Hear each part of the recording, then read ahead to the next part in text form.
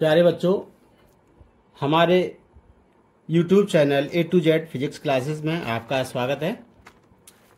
अब तक पिछले पीरियड में या कहें कि पिछले वीडियो में पार्ट नंबर 6 में हम पढ़ रहे थे संधारित्रों का श्रेणी क्रम संयोजन, और आज हम इस वीडियो में पढ़ेंगे पार्ट नंबर 7 में पढ़ेंगे संधारित्रों का समांतर क्रम संयोजन।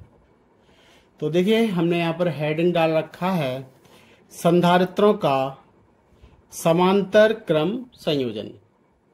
अगर इसे अंग्रेजी में कहेंगे तो लिखेंगे हम पैरेलल कॉम्बिनेशन ऑफ कैपेसिटर्स, यानी संधारित्रों को हम किस तरह से जोड़ें जिससे कि वो समांतर क्रम में हो जाएं, और अगर दो या दो से अधिक संधारित्र जो कि समांतर क्रम में जुड़े हों तो उनका तुल्य धारिता कैसे निकालेंगे, परिणामी धारिता कैसे निकालेंगे, परिणामी धारिता का सूत्र क्या होगा, उसी का हमें यहाँ पर निगमन करना है। तो बच्चों, इस सूत्र का जो निकल के आएगा, श्रेणी क्रम संयोजन का सूत्र निकला था 1/c बराबर 1/c1 plus 1/c2 plus 1/c3, और यहाँ पर पैरेलल कॉम्बिनेशन में भी अभी हम निकाल के दिखाएंगे। यहाँ पर परिणामी धारिता का सूत्र c बराबर हो जाएगा c1 plus c2 plus c3, इस तरह का निकल के आएगा। इनका न्यूमेरिकल पार्ट में बहुत ज्यादा उपयोग है। हर लगभग जितने भी न्यूमेरिकल होंगे उसके 50% न्यूमेरिकल ऐसे होंगे संधारित्र से संबंधित होंगे, उनमें यही सब सूत्र बार बार यूज होते रहेंगे। तो लेकिन इसका डेरिवेशन भी एग्जाम में पूछा जाता है। तो सबसे पहले यहाँ पर हम ये समझेंगे समांतर क्रम संयोजन होता क्या है, समांतर क्रम में किस तरह से जोड़ा जाए। इसका बहुत सिंपल वे में समझा जा सकता है कि हमारे घरों में जो संयोजन होता है वो समांतर क्रम संयोजन होता है। घरों में तार का जो कनेक्शन होता है, हर उपकरण के लिए जो जोड़ा जाता है वायर, वो समांतर क्रम संयोजन होता है। इसे हमने समझने के लिए ये समझाया कि जैसे मान लो कि ये तार का यानी बिजली का ये स्रोत है, तो बिजली के स्रोत से हमने दो तार खींच कर लाए, और एक तार खींच कर लाए हमने ए से जोड़ दिया, और दूसरा तार को हम जोड़ के लाए हैं और इसे खूंटी बी से, यानी दो खूंटियां हमने बना ली, ए और बी दो खूंटियां हमने बना ली। अब हम क्या करना चाहते हैं, एक बल्ब जलाना चाहते हैं। बल्ब जलाना चाहते हैं तो बल्ब ये हमने बना लिया। बल्ब का एक तार जाएगा खूंटी ए से और दूसरा तार जाएगा खूंटी बी से। मान लीजिए कि मेन स्रोत से 250 वोल्टेज या 220 वोल्टेज आ रही थी, 220 वोल्ट की एसी धारा आ रही है। तो फिर सिंपल सी बात है कि ए और बी से ही हमने बल्ब को जोड़ दिया, तो बल्ब पर भी 220 वोल्ट ही हमें प्राप्त हो जाएगा। अब मान लीजिए कि एक हमें हीटर चलाना है, तो यहाँ पर मान लो हमने ये हीटर बना दिया है। यहाँ पर ये फिलामेंट वगैरह लगा हुआ है, इसके दो तार निकलते हैं, एक को हमने ए से जोड़ दिया और दूसरे को हमने बी से जोड़ दिया। लो जी, हीटर भी चालू हो गया। इसी तरीके से मान लो कि हमें पंखा चलाना था, तो लो जी पंखा ये हमने बना दिया, ये पंखा बन गया।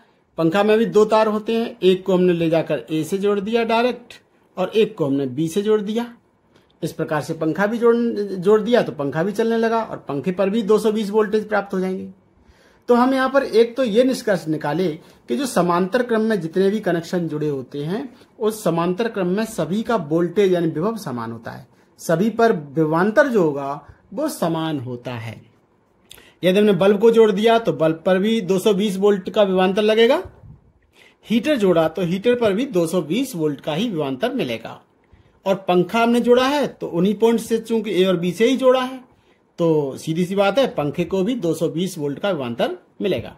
तो एक तो ये निष्कर्ष निकला कि समांतर क्रम में सबके विभवांतर जो होते हैं वो समान होते हैं। लेकिन हमें यहाँ पर, तो इससे हमें ये समझ में आ गया होगा कि समांतर क्रम में किस तरह से कनेक्शन होते हैं। लेकिन हमें यहाँ पर जैसा कि हमने दिखा दिया, हीटर जोड़ना था, पंखा जोड़ना था, या एक हमने बल्ब जोड़ दिया है, इनको समांतर क्रम में जोड़ के दिखा दिया। घरों में इसी प्रकार का संयोजन होता है। तो ये तो हमें समझाना था कि समांतर क्रम में कनेक्शन किस तरह से होते हैं। इसको हम हटा देते हैं। इसके बाद अब हम जो जोड़ना है, हमारा टॉपिक है, टॉपिक में ये कहा गया है संधारित्रों को हमें समांतर क्रम में जोड़ना है।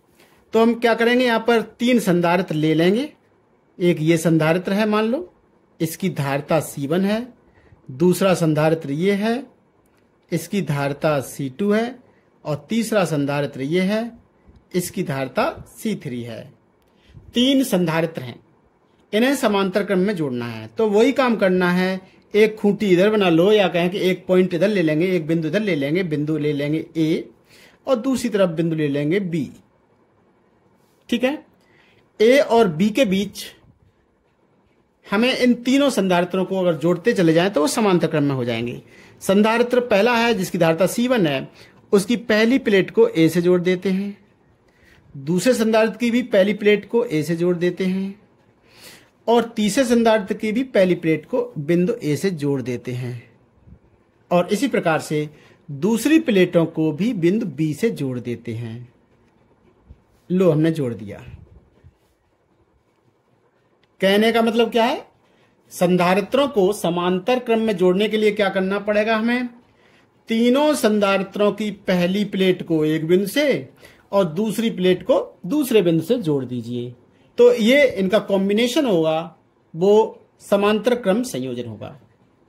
अब हमें क्या करना है, अब मान लीजिए कि जो बिंदु ए है वहां पर हमने एक तार जोड़कर और यहां पर प्लस क्यू आवेश दे दिया है, तार जोड़कर प्लस क्यू आवेश दे दिया और बिंदु बी से हमने मान लीजिए कि पृथ्वी से जोड़ दिया है, ये हमने इधर पृथ्वी से जोड़ दिया है, बिंदु बी को पृथ्वी से जोड़ दिया है और ए पर हमने प्लस क्यू आवेश दिया है। जब ये प्लस क्यू आवेश देंगे तो क्या होगा, चूंकि ये सारे संधारित्र समान दो बिंदुओं से ही जुड़े हैं तो ये आवेश जाकर इनको सबको आवेशित कर देगा और सब पर समान रूप से विभवांतर होगा, विभवांतर में कोई चेंज नहीं होगा, यानी सब पर समान विभवांतर होगा। जैसा कि हमने यहाँ पर ये चित्र में समझाया था कि 220 वोल्ट की विद्युत धारा एसी हमने ली, वहां पर समांतर क्रम में सबको जोड़ा, चाहे बल्ब था, हीटर था, पंखा था, सबको हमने समांतर क्रम में जोड़ा तो सब पर 220 वोल्ट का ही विभवांतर पहुंच गया था। इसी प्रकार से यहाँ पर भी हम क्या करेंगे कि समान दो बिंदुओं के बीच में तीन संधारित्र जोड़े हैं और उनको जब हम आवेशित कर देंगे तो क्या होगा, उन पर आवेश की मात्राएं तो अलग अलग हो जाएंगी, लेकिन तीनों चूंकि वो समांतर क्रम में है तो तीनों पर जो विभवांतर होगा V वो समान ही होगा। तो हम मान लेते हैं कि पहले संधारित्र पर Q1 आवेश है, दूसरे पर Q2 है और तीसरे पर Q3 है। तो यहां पर लिख देंगे, यानी पहली प्लेट धनावेश हो जाती है तो प्लस Q1 और दूसरी प्लेट पर उतना ही ऋणावेश यानी माइनस Q1 हो जाएगा। ऐसे ही दूसरा संधारित्र है, उसकी पहली प्लेट पर प्लस Q2 हो जाएगा और दूसरी प्लेट पर माइनस Q2 हो जाएगा। ऐसे ही प्लस Q3 हो जाएगा और माइनस Q3 हो जाएगा। तो कहने का मतलब क्या है कि माना तीन संधारित्र हैं जिनकी धारिताएं C1, C2 और C3 हैं, उनके पूरे संयोजन को हमने मान लीजिए कि प्लस क्यू आवेश दिया है, तो जिससे कि यह आवेश जो है बटकर तीन जगह बढ़ जाता है और Q1, Q2 और Q3 आवेशों में ये विभक्त हो जाता है। तो हम सबसे पहले इस चित्र का ही वर्णन कर लेते हैं। तो यहां पर लिखेंगे हम, माना तीन संधारित्र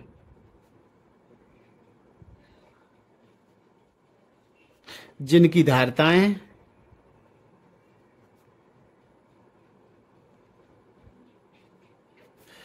C1, C2, C3 हैं,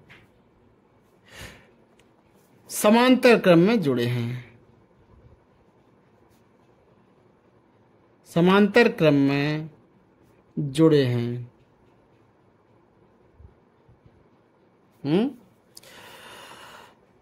यदि संयोजन को प्लस क्यू आवेश दिया जाए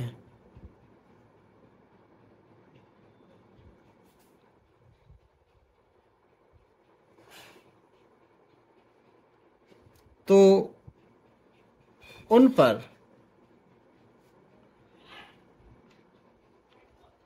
अलग अलग आवेश क्रमशः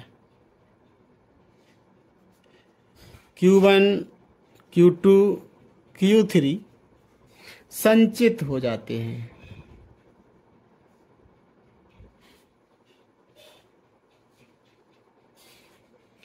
ठीक है, परंतु समांतर क्रम में होने के कारण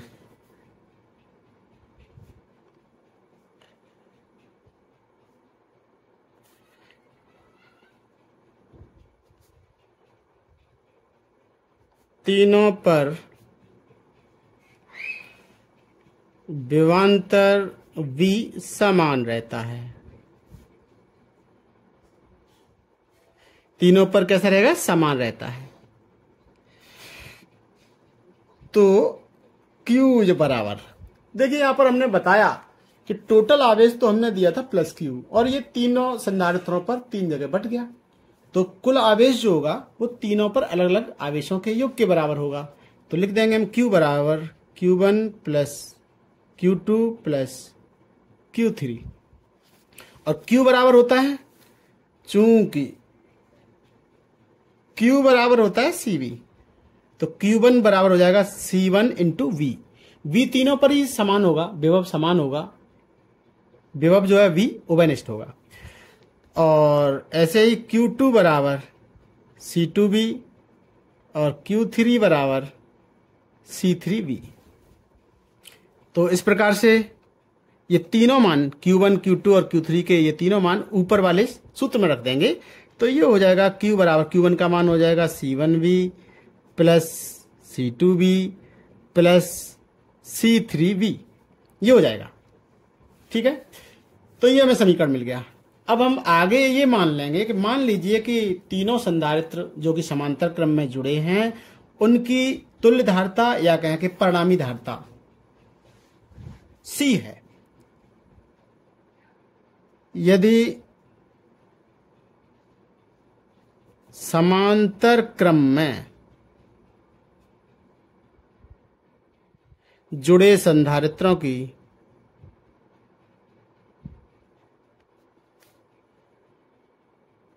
तुल्य धारिता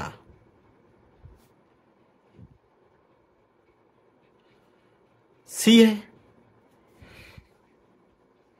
अगर हम ये मान लें कि ये 3 संधारित्र, 3 नहीं बल्कि एक संधारित्र है, यानी परिणामी संधारित्र C है, उसकी धारिता C है, तो विभवांतर तो हो जाएगा भाई, इस तीनों संधारित्र की जगह एक संधारित्र कहेंगे जिसकी धारिता C है, उस पर विभवांतर V है, और उसको दिया गया आवेश Q है। तो Q आवेश है, C धारिता हो जाएगी तीनों को मिलाकर, और विभवांतर V है।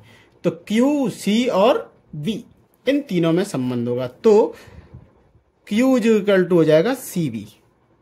ये भी मान ऊपर वाले समीकरण में रख दो, इसलिए ये हो जाएगा CV बराबर C1V plus C2V plus C3V। V से V कट जाएगा और C बराबर हो जाएगा C1 plus C2 plus C3। ये सूत्र निकल कर आ जाएगा। समांतर क्रम संयोजन में परिणामी धारिता के लिए ये सूत्र होगा। कहने का मतलब देखिए, ये सूत्र हमें शब्दों में अगर इसे व्याख्या करें तो किस तरह से कहेंगे? अगर 3 संधारित्र जिनकी धारिताएं C1, C2 और C3 हैं, उनको यदि समांतर क्रम में चित्र के अनुसार जोड़ा जाए तो परिणामी धारिता या कहें कि तुल्य धारिता यानी C जो होगी, अलग अलग धारिताओं के योग के बराबर होती है। इसी बात को लिख देंगे इस प्रकार, समांतर क्रम में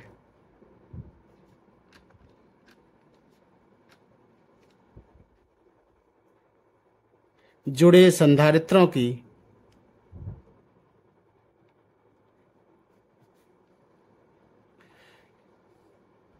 तुल्य धारिता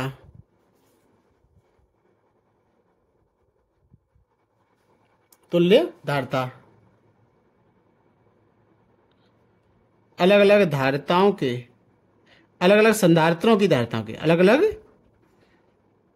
संधारित्रों की धारिताओं के योग के बराबर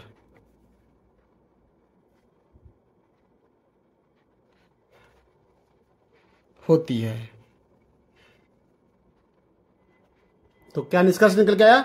इस प्रकार समांतर क्रम में जुड़े संधारित्रों की तुल्य धारिता जो होगी, ये कितनी होती है? अलग अलग संधारित्रों की धारिताओं के योग के बराबर होती है। यानी जो सूत्र में जो निकल के आया उसको हमने शब्दों में इस प्रकार से कह दिया है। अब इसमें देखें कि अगर विशेष क्या है, जैसे श्रेणी क्रम संयोजन में भी हमने विशेष बताए थे, वहां पर हमने 2 टॉपिक निकाल के दिए थे श्रेणी क्रम संयोजन में, और उसी प्रकार से समांतर क्रम संयोजन में भी दो विशेष बातें होंगी जो हम यहाँ पर बताएंगे। तो देखें कि जैसे हमने वहां पर कहा था कि श्रेणी क्रम में परिणामी धारिता जो होती है वो श्रेणी क्रम में जितने भी संधारित्र जुड़े हैं उनकी सबसे कम धारिता से भी कम होती है। परिणामी धारिता छोटा से छोटा एक संधारित्र जो भी जुड़ा होगा श्रेणी क्रम में उनसे भी कम होता था। ऐसे ही यहां पर हम निकालेंगे कि जो समांतर क्रम में अगर हम 3 संधारित्र जोड़ देते हैं तो परिणामी धारिता जो होगी अलग अलग धारिताओं में जितनी भी धारिताएं हैं उनकी सबसे बड़ी धारिता से भी अधिक प्राप्त होगा। एक तो ये, ठीक है। कहने मतलब क्या है, जैसे मान लो कि एक संधारित्र है जो कि 5 माइक्रोफैराड का है, एक 3 का है, एक 2 का है। 5, 3, 2, तो सबसे छोटी धारिता है 2 माइक्रोफैराड और सबसे बड़ी धारिता है 5। तो जो परिणामी निकलेगा वो 5 से भी ज्यादा निकलेगा। भाई 5 में से 3 जोड़ा और फिर ये 2 जोड़ा, 5, 3, 8 और 2, 10। तो परिणामी धारिता यानी सी जो निकलेगी वो 10 माइक्रोफैराड निकलेगी। कहने मतलब बड़ी धारिता से भी अधिक निकलेगी। तो क्या कहेंगे हम, यहां पर हम लिख देंगे इसी बात को, समांतर क्रम में तुल्य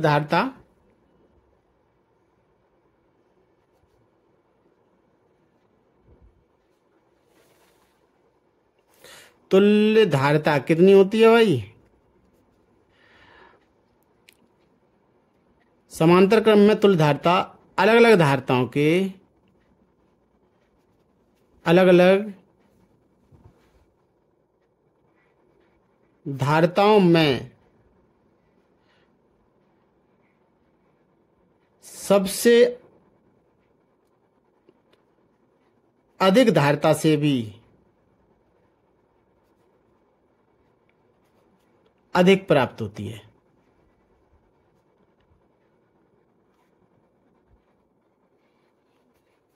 कहने का मतलब क्या है कि अगर हमने एक मान लो 10 माइक्रोफैराड का है, एक 1 माइक्रोफैराड का है, एक 2 माइक्रोफैराड का, 3 संधारित्र हैं, तो परिणामी जो धारिता आएगी वो 10 सबसे बड़े संधारित्र की जो धारिता है उससे भी ज्यादा आएगी। यानी 10, 1 और 2 है मान लो, तो 10, 1 और 2 का मतलब 13, परिणामी धारिता आएगी 13। कहने मतलब सबसे बड़ी धारिता से भी अधिक धारिता प्राप्त होगी। एक तो ये निकल कर आता है। और दूसरा निष्कर्ष जैसा कि हमने यहां पर बताया था, जो कि न्यूमेरिकल पार्ट में भी जिसका बहुत ज्यादा यूज होगा, समांतर क्रम में जब हम 3 संधारित्र या 3 से अधिक संधारित्र या 2 संधारित्र को जोड़ते हैं, यानी 2 से अधिक संधारित्र कितने भी जुड़े हुए हों, तो उनमें सब पर विभवांतर समान होता है और उन पर जो आवेश की मात्रा होती है वो धारिताओं के अनुपात में होती है। ठीक है, तो यहां पर लिख देंगे इसी बात को कि समांतर क्रम में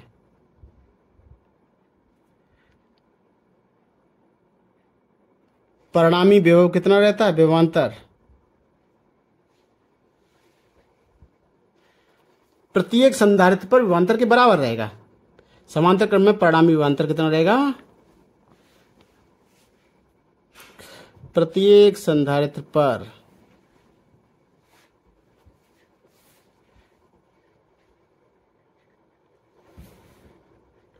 विभवांतर के बराबर होता है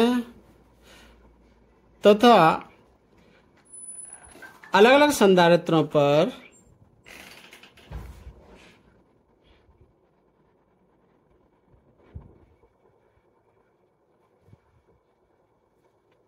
आवेश जो होता है, आवेश उनकी धारिताओं के अनुपात में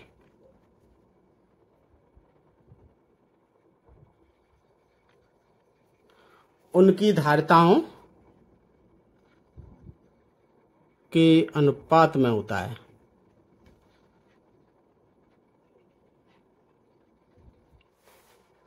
कहने का मतलब Q प्रोपोर्शनल C। इसका भी अर्थ समझ लो। इसका अर्थ यह है कि एक तो हमने बताया कि तीनों पर विभवांतर बराबर होता है और उन पर विभवांतर उतना ही होता है जितना कि पूरे संयोजन पर होता है। यानी पूरे संयोजन पर विभवांतर V है तो हर संधारित्र का विभवांतर भी V होगा, लेकिन तीनों पर आवेश की मात्राएं अलग अलग होती हैं और वो आवेश की मात्राएं जो होती हैं वो धारिताओं के अनुपात में होती हैं। धारिताओं का मतलब जिसकी धारिता ज्यादा होगी उस पर आवेश की संचित मात्रा भी अधिक होगी। तो इस प्रकार से ये टॉपिक हमारा पूरा हो जाता है। इसके बाद में नेक्स्ट टॉपिक होगा संधारित्रों के उपयोग आ जाएंगे। क्या आ जाएंगे? संधारित्रों के उपयोग। तो नेक्स्ट हेडिंग डाल लेंगे हम, संधारित्रों के उपयोग।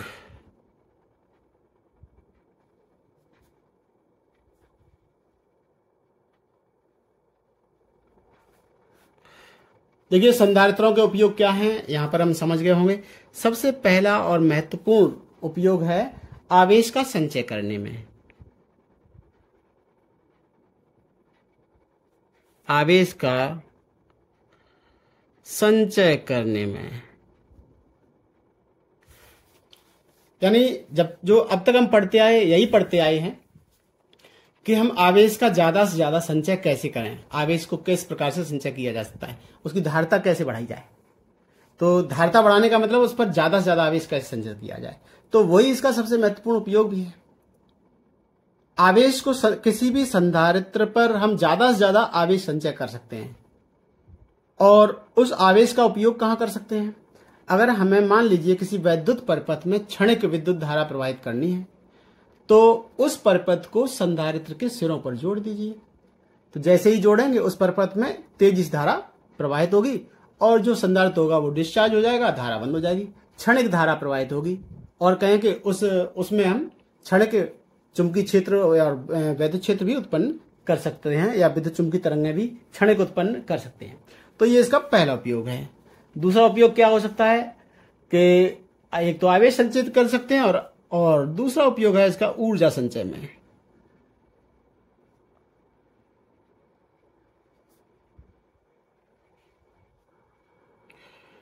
देखिए जैसा कि हम जानते हैं, पीछे भी पढ़ चुके हैं कि जब आवेश संधारित्र को जब हम आवेशित कर देते हैं तो प्लेटों के बीच में वैद्युत क्षेत्र उत्पन्न हो जाता है। उस वैद्युत क्षेत्र में ऊर्जा संचय रहती है। तो जितना ज्यादा हम आवेश संचय करेंगे उतना ही तीव्र वहां पर वैद्युत क्षेत्र उत्पन्न होता है और वहां पर उतनी ही ऊर्जा ज्यादा संचय की जा सकती है। उस ऊर्जा का अलग अलग उपयोग किए जा सकते हैं, बहुत सारे इसके उपयोग हो सकते हैं। इसके बाद हम पढ़ेंगे वैद्युत उपकरणों में। तीसरा उपयोग होगा इसका वैद्युत उपकरणों में।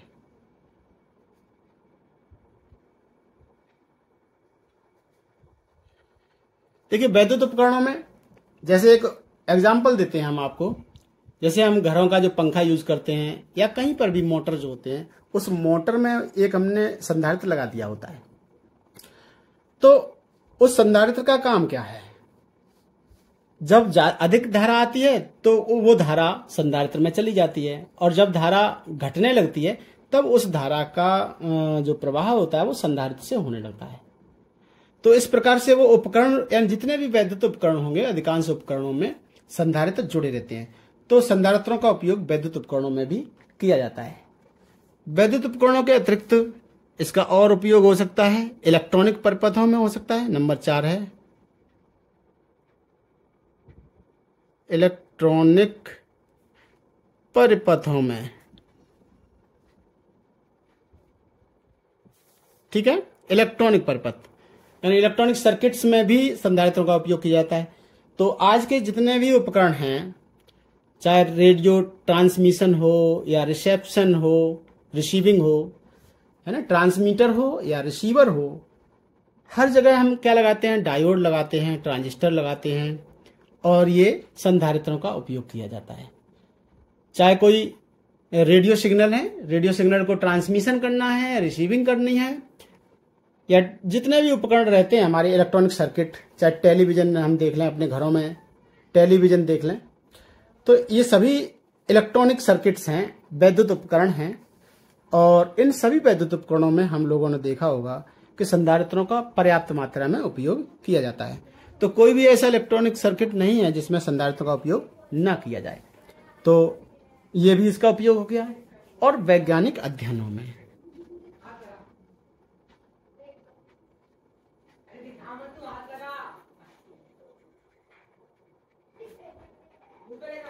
देखिए जो वैज्ञानिक लोग होते हैं वो विभिन्न प्रकार के अध्ययन करते हैं, और जब अध्ययन करते हैं तो वहां पर संधारित्रों का अलग अलग जिन क्षेत्रों में वो कार्य करते हैं उन क्षेत्रों में अलग अलग तरीके से संधारित्रों के उपयोग किए जाते हैं।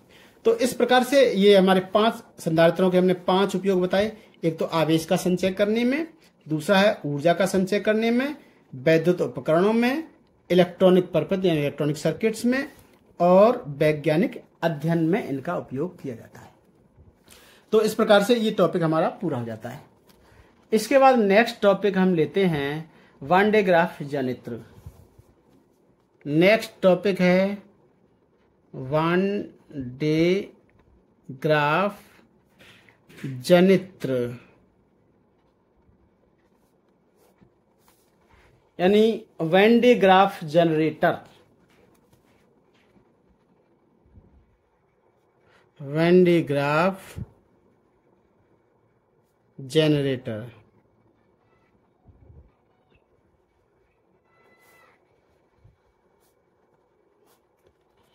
Van de Graaff generator. Van de Graaff generator क्या है समझ लीजिए। देखिए, वैन डे ग्राफ जनरेटर एक ऐसा उपकरण है या ऐसी युक्ति है जो अत्यधिक उच्च विभव उत्पन्न करने के लिए उपयोग में लाया जाता है। तो सबसे पहले इसकी जो रचना की थी साइंटिस्ट थे वान डे ग्राफ, उन्होंने 1931 में इसकी रचना की थी, इसको बनाया था। और उन्होंने क्या किया कि इसके माध्यम से वान डे ग्राफ जनित्र की सहायता से 10⁶ वोल्ट की कोट का विभव उत्पन्न किया था। तो ऐसे कार्यों के लिए वान डे ग्राफ जनित्र का उपयोग किया जाता है, यानी बहुत अधिक उच्च विभव उत्पन्न करने के लिए वान डे ग्राफ जनित्र का उपयोग किया जाता है। तो यहां पर लिख देंगे वान डे ग्राफ जनित्र क्या है। एक ऐसी युक्ति है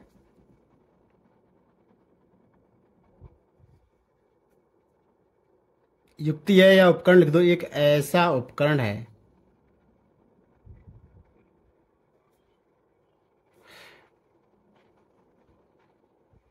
जिसके द्वारा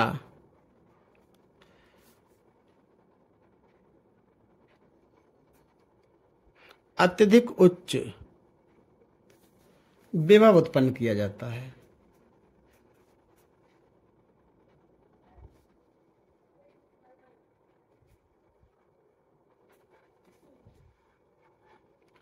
ठीक है, और इसके द्वारा हम कितना तक कर सकते हैं? इसके द्वारा 10⁶ वोल्ट की कोटिका, यानी इतना विभव जिसका कोटिमान जो होगा 10⁶ वोल्ट होगा, इतना अधिक वोल्ट जिसके द्वारा 10⁶ वोल्ट की कोटिका विभव उत्पन्न किया जाता है, उत्पन्न किया जा सकता है। ठीक है, तो ये हो गया वैन डे ग्राफ जनित्र क्या होता है। इसके बाद हम लिखेंगे इसका सिद्धांत। देखिए, ये प्रश्न इसी तरीके से पूछा जाता है। वैन डे ग्राफ जनित्र का सचित्र वर्णन करो, सिद्धांत बताओ, रचना बताओ, कार्यविधि बताओ, इस तरह से पूछा जाता है। कुछ भी पूछा जा सकता है, हो सकता है पूछा जाए वैन डे ग्राफ जनित्र क्या है, तो आप इतना ही लिखेंगे। फिर ये पूछा जा सकता है ये किस सिद्धांत पर काम करता है, इसकी रचना कार्यविधि सचित्र वर्णन करो, तो रचना भी लिखेंगे, कार्यविधि भी लिखेंगे और उसका चित्र भी बनाएंगे। तो जितना प्रश्न पूछा जाए उतना आप लोगों को जवाब देना है। तो इसका सिद्धांत ध्यान दीजिए। इसका सिद्धांत 2 बातों पर निर्भर करता है। एक तो सबसे पहला तो ये कि किसी आवेशित चालक से वायु में वैद्युत विसर्जन जो होता है उसके नुकीले सिरों से अधिक होता है। क्या आपने बताया? किसी आवेशित चालक से वायु में वैद्युत विसर्जन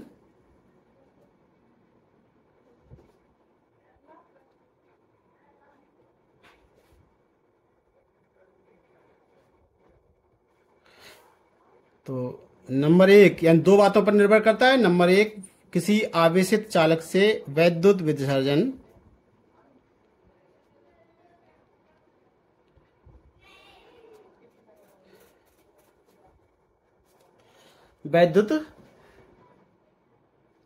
जो होता है नुकीले सिरों से अधिक होता है। उसके नुकीले सिरों से अधिक होता है या कहें प्राथमिकता से होता है?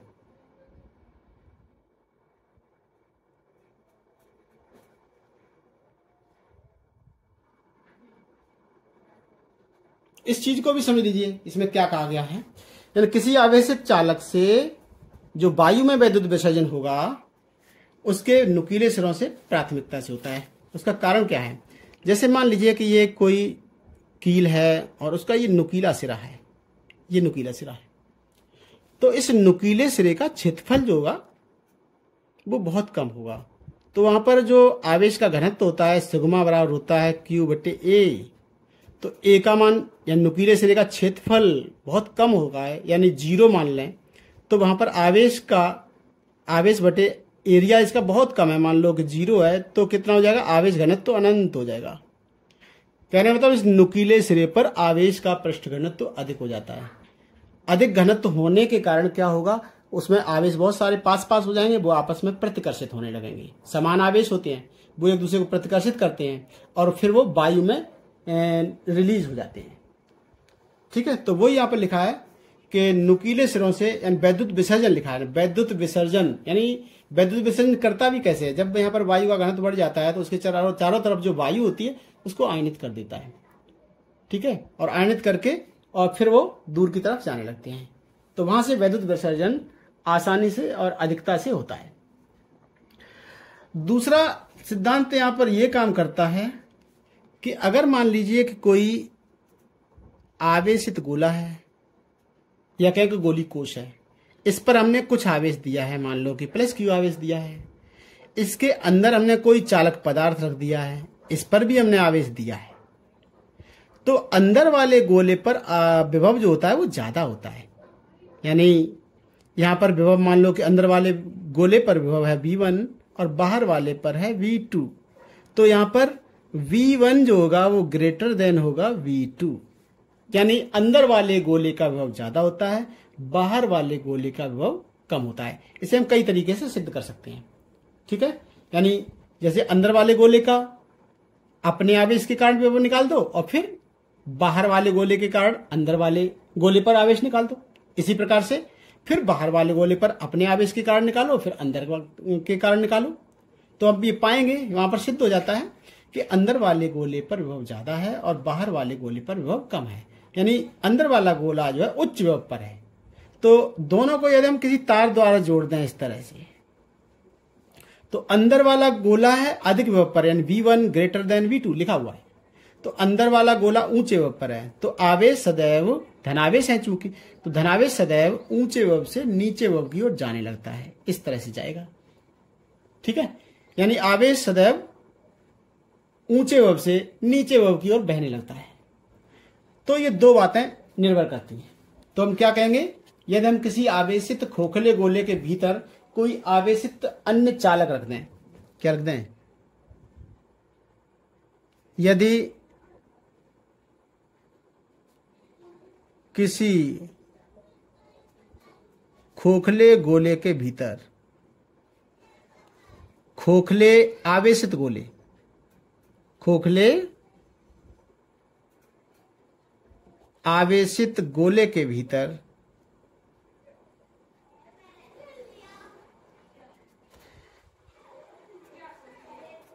कोई आवेशित चालक रखते हैं,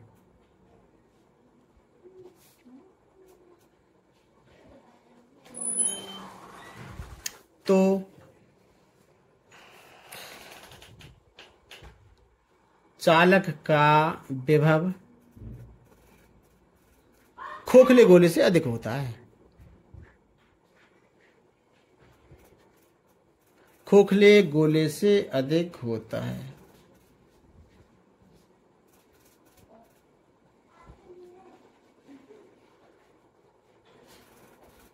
ठीक है, तो ये होता है।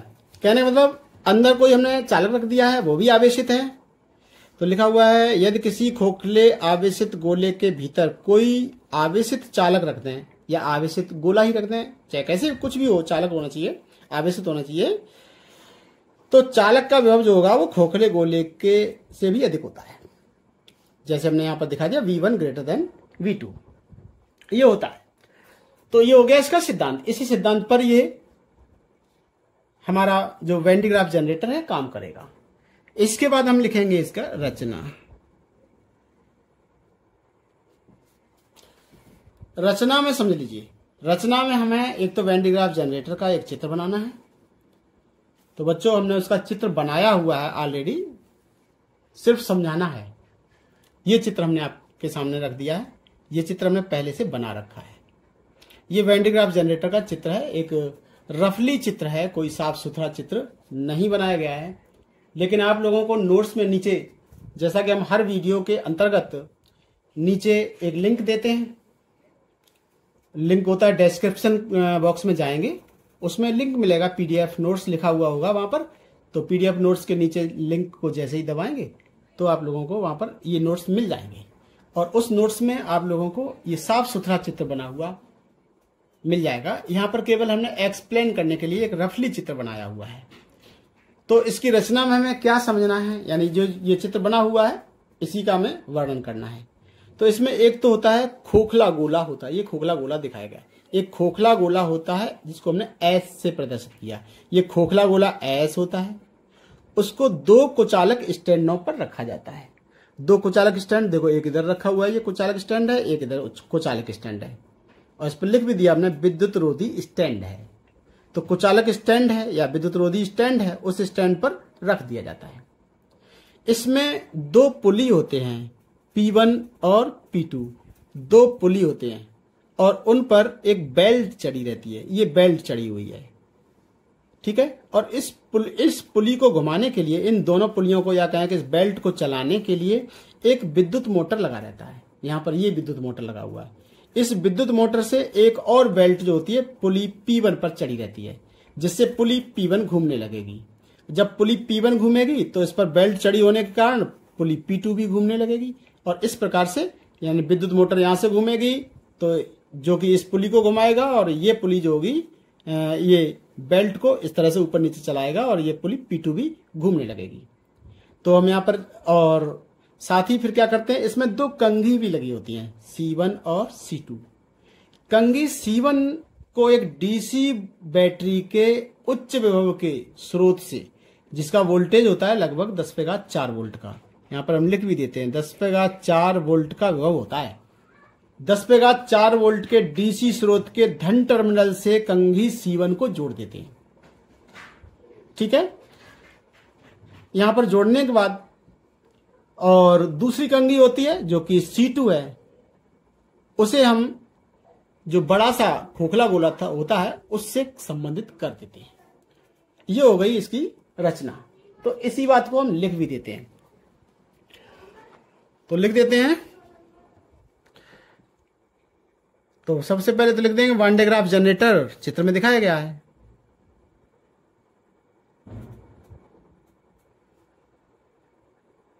वान डे ग्राफ जनरेटर चित्र में प्रदर्शित है।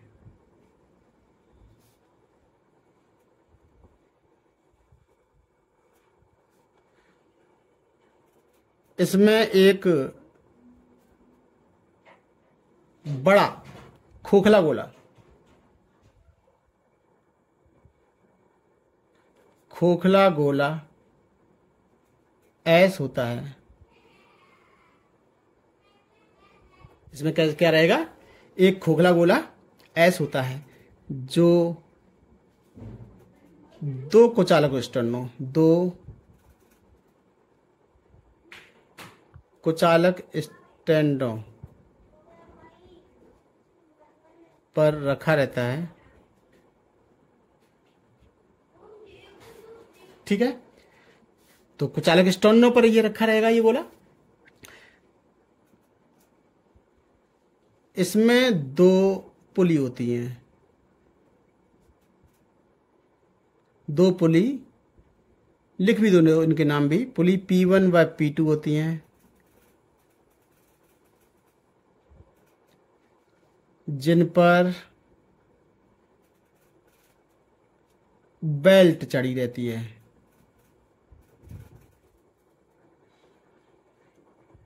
बेल्ट चढ़ी रहती है। जिसे घुमाने के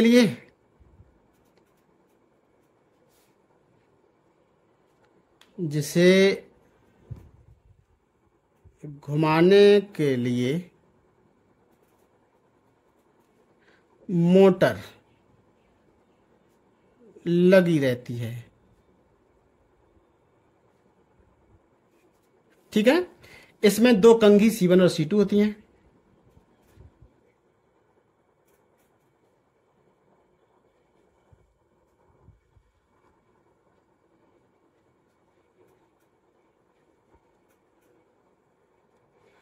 इसमें दो कंघी C1 और C2 होती हैं। C1 को 10⁴ वोल्ट के उच्च विभव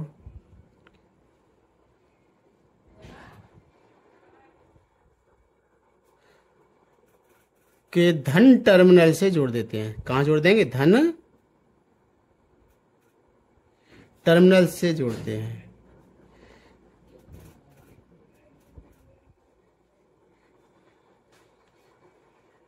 तथा कंघी C2 को, जो बड़ा सा जो गोला होता है, कंघी C2 को खोखले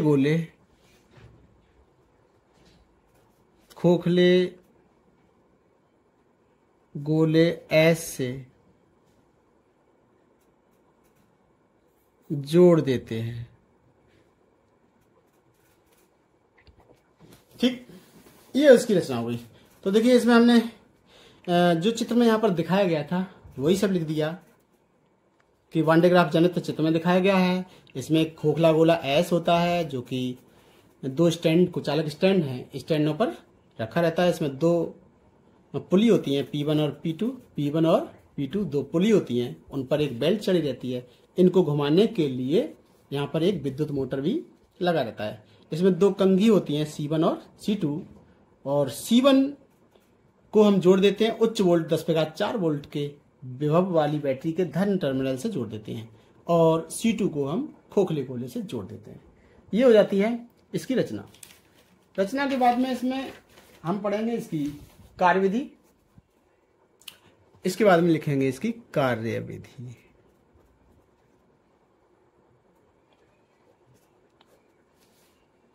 कार्यविधि देखिए, कार्यविधि चाहे तो हम केवल कार्यविधि को समझा देते हैं, यहां पर नहीं लिखते हैं। आप लोगों को नोट्स में लिखी हुई मिल जाएगी। थोड़ी सी लिखने में थोड़ी सी बोरियत सी लग रही है और कुछ भी नहीं, तो फिर भी मैं जो मुझे लिखना है वो हम बोल देते हैं, समझा देते हैं। तो देखो इसकी कार्यविधि किस तरह से काम करती है। तो सबसे पहले जैसा कि हमने बताया कि विद्युत मोटर है, विद्युत मोटर को घुमाया जाएगा तो ये पुली P1 घूमने लगेगी, और P1 घूमेगी तो इसकी बेल्ट भी चलने लगेगी, और पुली P2 भी घूमने लगेगी। इस तरह से ये बेल्ट इधर को चलती रहेगी, इस तरह से चलती रहेगी। और कंघी C1 को हमने DC स्रोत के धन टर्मिनल से जोड़ा है, तो ये कंघी C1 जो है वो धनावेशित हो जाएगी, और धनावेशित होने के साथ साथ इसके नुकीले सिरे जो होंगे वो भी धन आवेशित हो जाएंगे। और पीछे हम इसका सिद्धांत पढ़ चुके हैं कि नुकीले सिरों से अधिक वैद्युत विसर्जन होता है। क्या होगा? वैद्युत विसर्जन अधिक होता है। अब ये नुकीले सिरे हैं, नुकीले सिरे होने के कारण वहां पर आवेश का घनत्व तो सबसे ज्यादा हो जाता है, और आवेश घनत्व ज्यादा होने के कारण उसके चारों तरफ जो वायु होती है वो आयनित हो जाएगी, और आयनित जब हो जाएगी तो वो आयन, ये नुकीले सिरे पहले से ही धनावेशित हैं और उसके चारों तरफ वायु के धनायन भी इकट्ठे हो जाएंगे, तो वो धनायनों को प्रतिकर्षित कर देंगे, और प्रतिकर्षित करके सीधे, यानी उनको प्रतिकर्षित बहुत तेजी से करेंगे, और प्रतिकर्षित करने के कारण ये जो बेल्ट है उस बेल्ट पर वो धनायन जो है चले जाएंगे। जो वायु के जो धनायन हैं वो कहां चले जाएंगे? वो सामने की बेल्ट पर चले जाएंगे।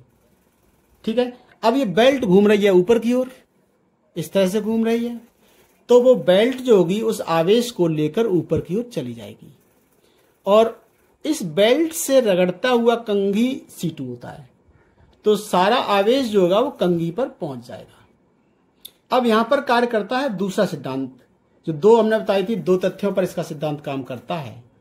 एक सिद्धांत तो यहीं पर लग गया। पहला सिद्धांत क्या था कि नुकीले सिरे वैद्युत विसर्जन ज्यादा करते हैं, तो ये नुकीले सिरे हैं वो वैद्युत का विसर्जन यहां से कर देंगे, और वैद्युत विसर्जन करने के कारण इस बेल्ट पर धनावेश पहुंच गया। धनावेश यहां पर बेल्ट पर पहुंच जाएगा।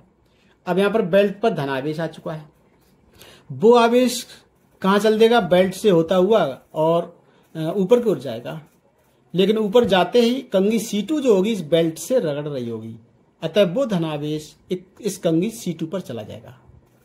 कंघी का जो विभव होगा वो उच्च होगा और बाहर के जो खोखला गोला है इसका विभव कम होगा।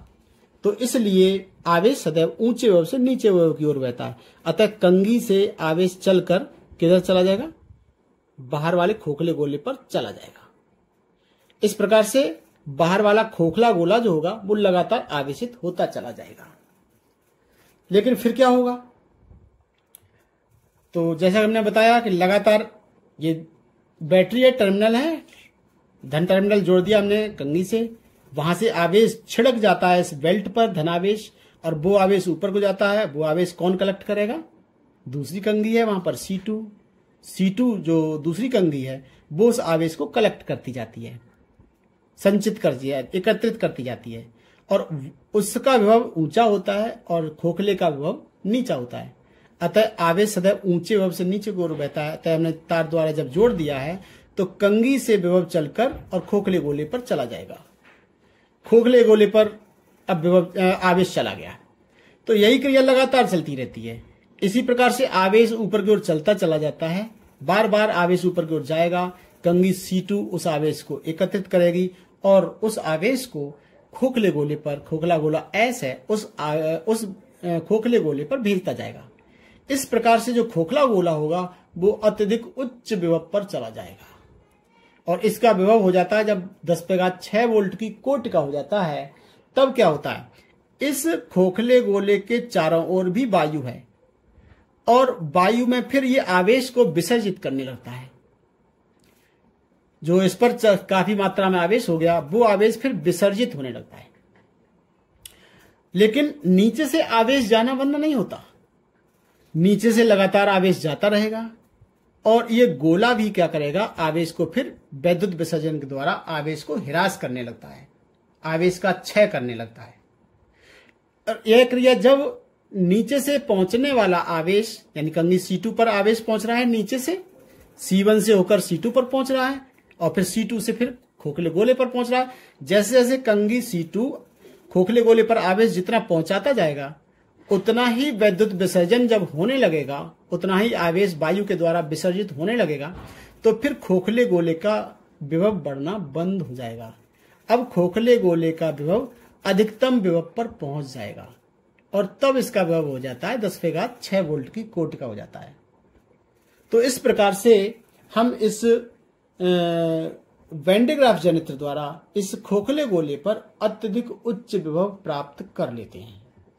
तो ये है इसकी क्रियाविधि।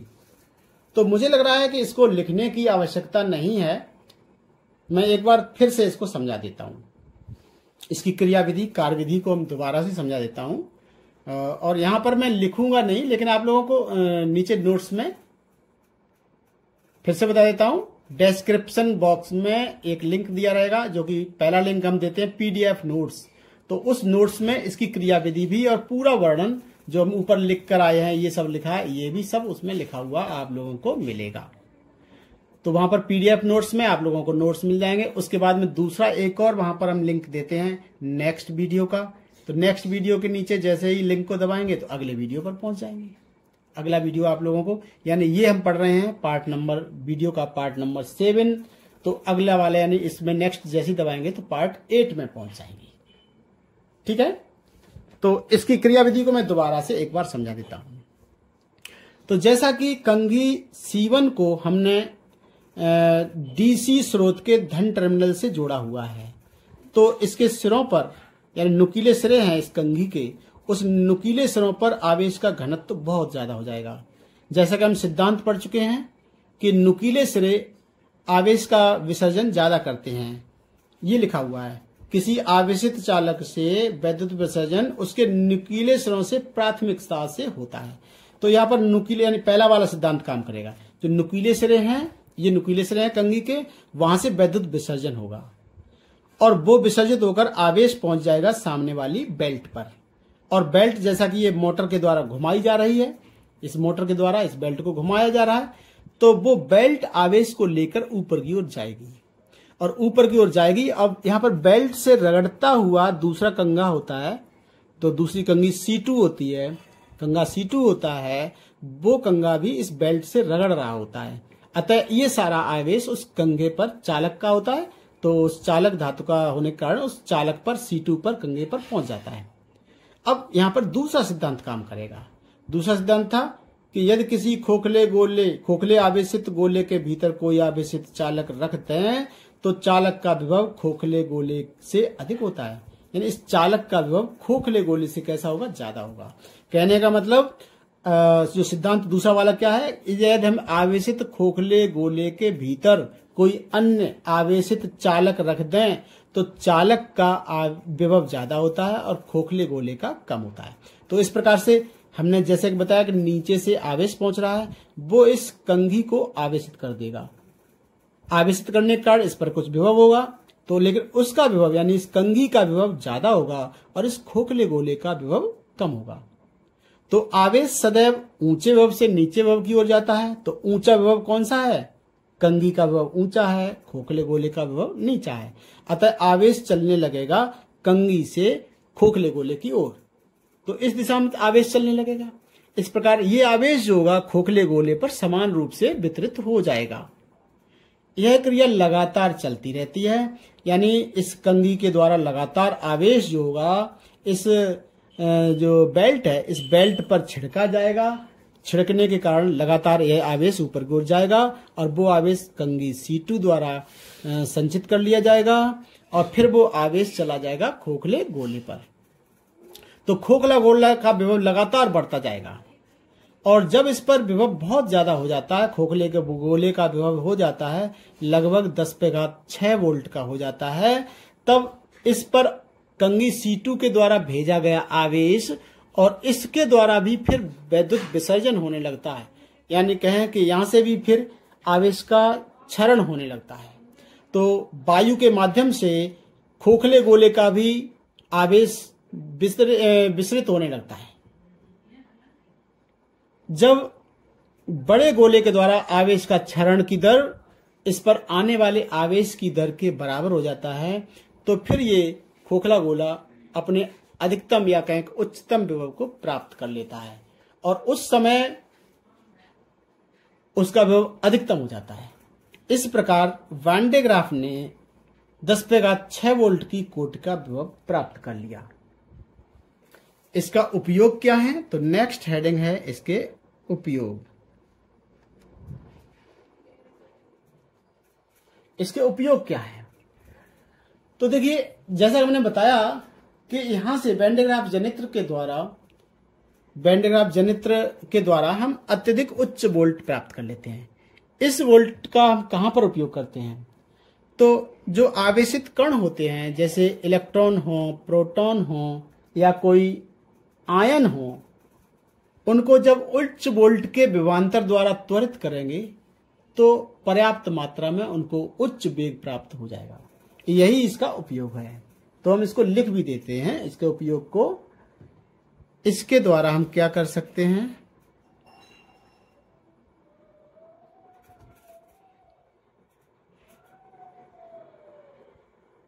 आवेशित कण कौन हो सकते हैं, इलेक्ट्रॉन, प्रोटॉन या आयन हो सकते हैं, को उच्च वोल्ट विभवांतर द्वारा लिखेंगे। विभवांतर, ध्यान रहे कि विभव द्वारा तुरंत नहीं किया जाता, हमेशा किसी को भी गतिमान किया जाएगा, त्वरित किया जाएगा तो विभवांतर होना आवश्यक है।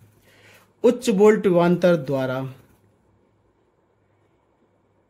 त्वरित करके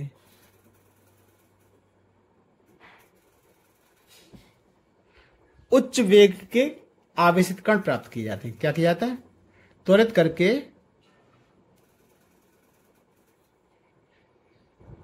उच्च वेग के आवेशित कण प्राप्त किए जाते हैं।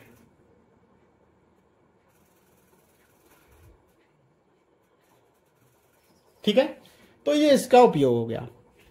तो इस वैन डे ग्राफ जनरेटर ये बहुत ही इंपॉर्टेंट टॉपिक है, तो इस पर भी हम लिख देते हैं इम्पोर्टेंट। तो ये वैन डे ग्राफ जनित्र यानी वैन डे ग्राफ जनरेटर ये बहुत ही महत्वपूर्ण टॉपिक है, इंपॉर्टेंट टॉपिक है। तो इसमें इस तरह से पूछा जाता है वैन डे ग्राफ जनरेटर क्या है, ये किस सिद्धांत पर काम करता है, इसका सचित्र वर्णन करो। बड़ा से बड़ा प्रश्न इस तरह से पूछा जाता है। तो आप जान गए वैन डे ग्राफ जनरेटर क्या है, तो लिख दिया हमने। यह एक ऐसा उपकरण है जिसके द्वारा अत्यधिक उच्च विभव उत्पन्न किया जाता है। इसके द्वारा 10⁻6 वोल्ट की कोट का विभव उत्पन्न किया जाएगा। सिद्धांत इसकी दो तथ्यों पर डिपेंड करता है, दो बातों पर निर्भर करता है। एक तो आवेश का किसी आवेशित चालक से वैद्युत विसर्जन जो होता है नुकीले सिरों से अधिक होता है, या कहें नुकीले सिरों से प्राथमिकता से होता है। दूसरा सिद्धांत क्या है इसका, यानी किस तथ्य पर डिपेंड करता है? दूसरा ये है कि कोई खोखला गोला हो जो कि आवेशित है, उसके अंदर एक और हम चालक रखते हैं वो भी आवेशित है, तो अंदर वाले गोले का विभव ज्यादा होता है, कहें अंदर वाले चालक का विभव ज्यादा होगा और बाहर का जो खोखला गोला होता है उसका विभव कम होता है। ठीक है, यानी अंदर वाले का विभव ज्यादा होता है और बाहर का कम होता है। दूसरा तथ्य इस बात, यानी इसका सिद्धांत जो है इस बात पर डिपेंड करता है। उसके बाद लिखेंगे यानी इसकी रचना के बारे में हमने बताया कि इसमें बड़ा सा खोखला गोला एस होता है, दो कुचालक स्टैंड पर रखा होता है। इसमें दो पुली P1 और P2, दो पुलियां हैं P1 और P2, दो पुलियां होती हैं, उन पर एक विद्युत रोधी एक बेल्ट चढ़ी रहती है और इन पुलियों को घुमाने के लिए एक मोटर, विद्युत मोटर भी, जैसा चित्र में दिखाया गया, विद्युत मोटर भी लगा रहता है। इसमें दो कंघी भी होती हैं C1 और C2। कंघी C1 को हम 10⁻6 वोल्ट के उच्च दिष्ट वोल्टता वाले स्रोत से उसके धन टर्मिनल से कंघी C1 को जोड़ देते हैं और दूसरा सिरा पृथ्वी से जुड़ा रहता है, जिससे कि 0 वोल्ट का विभवांतर मिल जाता है, विभवांतर मिल जाएगा। ठीक है, 0 वोल्ट का यहाँ पर विभव मिल जाएगा और दोनों के बीच में यानी कंघी और पृथ्वी के बीच में 10⁻4 वोल्ट का विभवांतर जिससे कि प्राप्त हो सके। ये हो गई इसकी रचना हो गई। उसके बाद में हमने बताया इसकी कार्यविधि में हमने बताया कि जो नुकीले सिरे से, जैसा कि सिद्धांत में पढ़ चुके हैं, नुकीले सिरों से वैद्युत विसर्जन प्राथमिकता से होता है, तो यहां से वैद्युत विसर्जन होगा और वो आवेश जो होगा कहां पहुंच जाएगा, बेल्ट पर पहुंच जाएगा। बेल्ट जो है घूम रही है तो वो आवेश लेकर चला जाएगा ऊपर की ओर और ऊपर पहुंच जाएगा तो जो दूसरी कंघी है धातु की बनी हुई है वो आवेशित हो जाएगी। तो जैसा फिर वहां पर सिद्धांत का दूसरा भाग काम करेगा, जैसे सिद्धांत में कहा गया है कि अंदर वाले चालक का विभव ज्यादा होता है, तो ये जो कंघी है एक ये भी चालक है, तो ये तो इसका विभव ज्यादा होगा और जो खोखले गोले का है उसका विभव कम होगा। तो ये आवेश ऊंचे विभव से नीचे विभव की ओर चलने लगता है और वो आवेश पहुंच जाता है इस खोखले गोले पर। वो आवेश इस पूरे खोखले गोले पर समान रूप से वितरित हो जाता है। ठीक है, और इसका लगातार फिर विभव, इस खोखले गोले का विभव लगातार बढ़ने लगता है और फिर एक स्थिति ऐसी आ जाती है कि जब खोखले गोले पर बहुत ज्यादा विभव हो जाता है तो यहां से भी वायु के द्वारा वैद्युत विसर्जन होने लगता है। यानी कहने मतलब ये गोला भी आवेश का फिर क्षरण करने लगता है, आवेश को रिलीज करने लगता है। तो जब इस गोले पर आने वाले आवेश की दर क्षय होने वाले आवेश की दर के बराबर हो जाती है तो फिर इस गोले का विभव बढ़ना बंद हो जाता है और ये अत्यधिक या कहें कि उच्च वोल्ट को प्राप्त कर लेता है और तब इसका वोल्टेज हो जाता है लगभग 10⁻6 वोल्ट का विभव प्राप्त कोट का मान का 10⁻6 वोल्ट कोट के विभव का वोल्टेज विभव प्राप्त कर लेता है। इस प्रकार से उच्च विभव प्राप्त हो जाता है। इसका उपयोग हमने लिखा, उपयोग में क्या बताया कि जो उच्च वोल्ट हमने प्राप्त किया है इस विभव के द्वारा हम क्या करेंगे, इलेक्ट्रॉनों को, प्रोटॉनों को, आयनों को त्वरित करने का काम करते हैं। जब ज्यादा वोल्टेज के द्वारा त्वरित करेंगे तो उच्च वेग प्राप्त हो जाएगा। इस प्रकार से ये टॉपिक हमारा पूर्ण हो जाता है। वैन डे ग्राफ जनित्र वाला टॉपिक हमारा पूरा हो जाएगा और इसी टॉपिक के साथ ये चैप्टर भी खत्म हो जाता है। यानी जो हमारा टॉपिक चल रहा था स्थिर वैद्युत विभव एवं धारिता, ये चैप्टर चल रहा था, वो चैप्टर पूरा हमारा इसी टॉपिक के साथ खत्म हो जाता है। तो प्यारे बच्चों, अगर हमारे वीडियो आप लोगों को पसंद हैं, अच्छे लगते हैं, तो वीडियो को लाइक करें, चैनल को सब्सक्राइब करें और अपने साथियों को भी हमारे वीडियो शेयर करें, दूसरों को भी लाभ पहुंचाने का प्रयास करें। और मिलते हैं इसके न्यूमेरिकल, नेक्स्ट टॉपिक में आएंगे अब न्यूमेरिकल। तो न्यूमेरिकल के साथ, इस चैप्टर के न्यूमेरिकल के साथ मिलते हैं अगले वीडियो में। Thank you for watching.